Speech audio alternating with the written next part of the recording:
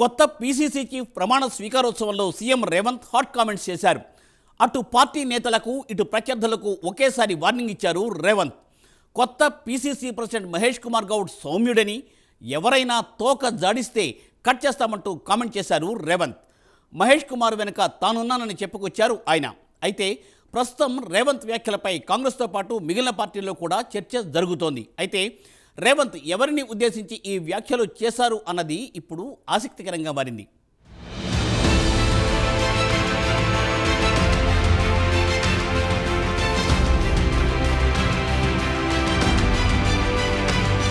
తెలంగాణ రాష్ట్ర కాంగ్రెస్ అధ్యక్షుడిగా మహేష్ కుమార్ గౌడ్ ఆదివారం పదవి బాధ్యతలు స్వీకరించారు. ఈ కార్యక్రమంలో సీఎం రేవంత్ రెడ్డి పాల్గొన్నారు.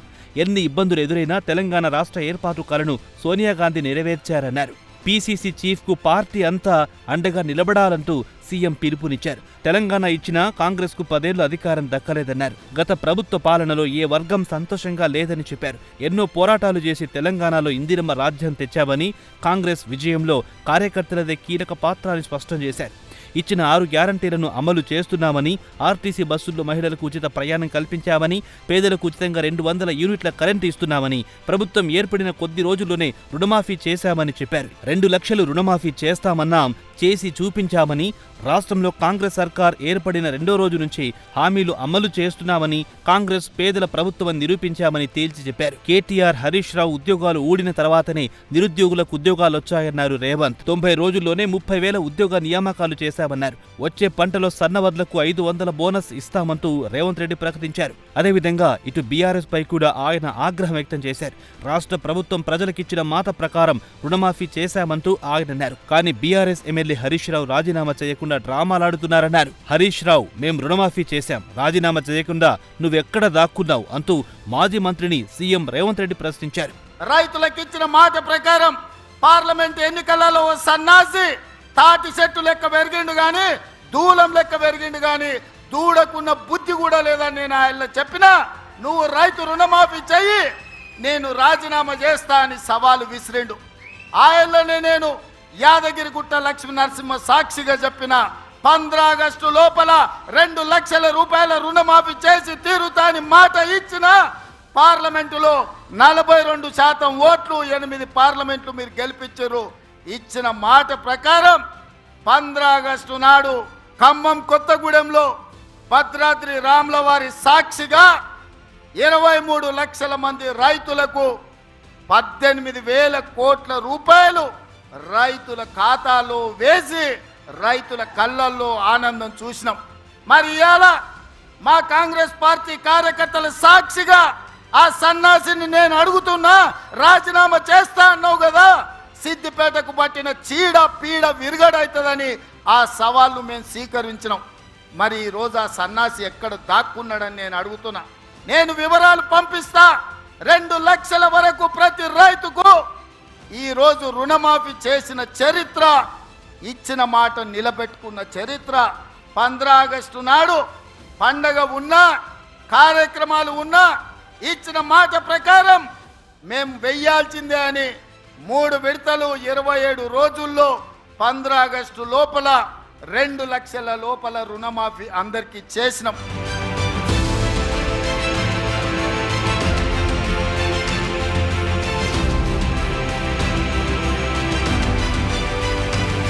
ఇటు అరికెపూడి గాంధీ, కౌశిక్ రెడ్డి ఇష్యూపై కూడా సీఎం రేవంత్ రెడ్డి స్పందించారు. కొందరు కావాలని గొడవలు సృష్టించాలని చూస్తున్నారని, కాంగ్రెస్ కార్యకర్తల జోలికొస్తే ఊరుకోమన్నారు. రా చూసుకుందామని కౌశిక్ రెడ్డి ఎందుకు సవాల్ విసిరారని, వీళ్లు వెళ్లి వీపు పలగొడితే మళ్లీ కొట్టారంటూ వాళ్లు లొల్లి చేస్తున్నారన్నారు. తమ వాళ్లు ఎవ్వరి జోలికి పోరు, వస్తే ఊరుకోరని స్పష్టం చేశారు. కొత్త పీసీసీ చీఫ్ మహేష్ కుమార్ గౌడ్ సౌమ్యుడని, అలాని చెప్పి ఎవరైనా తోక జాడిస్తే కత్తిరించడానికి వెనికే నేనున్నానని చెప్పారు. కాంగ్రెస్ కార్యకర్తలకు అండగా ఉంటా అంటూ సీఎం రేవంత్ స్పష్టం చేశారు. వాడొకడు వీడొకడు మోపైండు, వాళ్ళు వీళ్ళు వాళ్ళ చెంచాగాళ్ళు కార్యకర్తల మీద కేసులు పెట్టాలనో, కార్యకర్తల మీద దాడులు చేస్తామనో ప్రయత్నం చేస్తారు. మన ఇంటికి వస్తామని చెప్పారు, కానీ మనోళ్ళే వాళ్ళ ఇంటికి పోయారు. చింతపండు అయినాక చెప్తారు మా ఇంటికి వచ్చి తన్నీరు సంకనాకనిక విలువాలనా, రా చూసుకుందామని. అందుకే నేను చెప్పిన, నేను లేను, శాంతి భద్రతలు వస్తానే చూసి శాంతి భద్రతలను సరిదిద్దండి అని చెప్పిన. మా కార్యకర్తలు ఎవరి జోలికి పోరు. కానీ ఎవరన్నా మా జోలికి వచ్చి మా మంచితనాన్ని చేతగాని తనం అనుకుంటే చింతపండు అవుతుందని నేను చెప్పదలుచుకున్నా. మా మహేష్ గౌడ్ గారు కొంచెం సౌమ్యుడు అయి ఉండొచ్చు, కాకపోతే వెనకాల నేనున్న ఆ సంగతి మరవద్దు. ఎవరన్నా ఏదన్నా అధ్యక్షుడిగా సౌమ్యుడు వచ్చిండు, మా ఆటలు సాగుతాయి, ఊర్లలో మా ఇష్టం వచ్చినట్టు చేయొచ్చు అని ఎవరన్నా అనుకుంటుర్రేమో. నేను వెనకాలనే ఉన్న బిడ్డ. ఎవరన్నా మా కార్యకర్తల జోలికి వస్తే ఒక్కడొక్కడికి ఉంటుందని నేను చెప్తున్నా.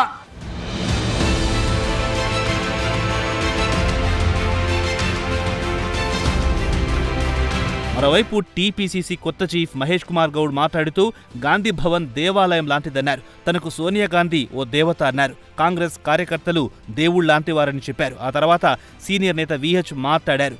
కొత్త పాత నాయకులు కలిసి పనిచేసేలా టీపీసీసీ కొత్త చీఫ్ మహేష్ కుమార్ గౌడ్ చూడాలన్నారు. పార్టీ కోసం పనిచేసే వాళ్లకు ప్రాధాన్యతనివ్వాలన్నారు. సీఎం రేవంత్ రెడ్డి వెంటనే రాష్ట్రంలో కుల గణన చేపట్టాలన్నారు.